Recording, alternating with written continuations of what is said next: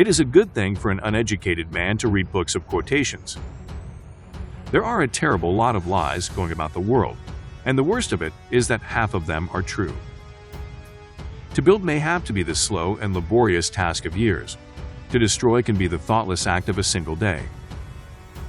To improve is to change, so to be perfect is to change often. The farther backward you can look, the farther forward you are likely to see. The price of greatness is responsibility.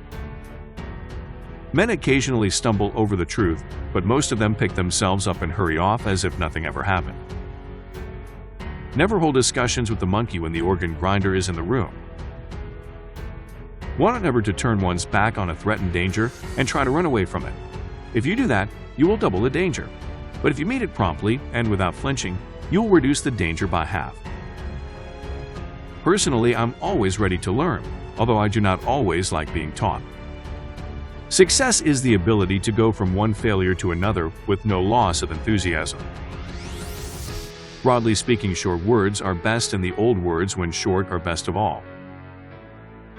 Courage is rightly esteemed the first of human qualities because it has been said, it is the quality which guarantees all others.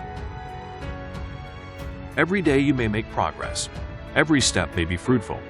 Yet there will stretch out before you an ever-lengthening, ever-ascending, ever-improving path. You know you will never get to the end of the journey, but this, so far from discouraging, only adds to the joy and glory of the climb. History will be kind to me, for I intend to write it. Attitude is a little thing that makes a big difference. Success is not final, failure is not fatal. It is the courage to continue that counts. If you're going through hell, keep going. Everyone has his day, and some days last longer than others. You have enemies. Good. It means you've stood up for something, sometime in your life. Politics is the ability to foretell what is going to happen tomorrow, next week, next month, and next year, and to have the ability afterwards to explain why it didn't happen. Writing a book is an adventure. To begin with, it is a toy, then an amusement. Then it becomes a mistress, and then it becomes a master, and then it becomes a tyrant, and in the last stage, just as you are about to be reconciled to your servitude, you kill the monster and fling him to the public. Those who can win a war well can rarely make a good peace, and those who could make a good peace would never have won the war. If you will not fight for right when you can easily win without bloodshed, if you will not fight when your victory is sure and not too costly, you may come to the moment when you will have to fight with all the odds against you and only a precarious chance of survival. There may even be a worse case.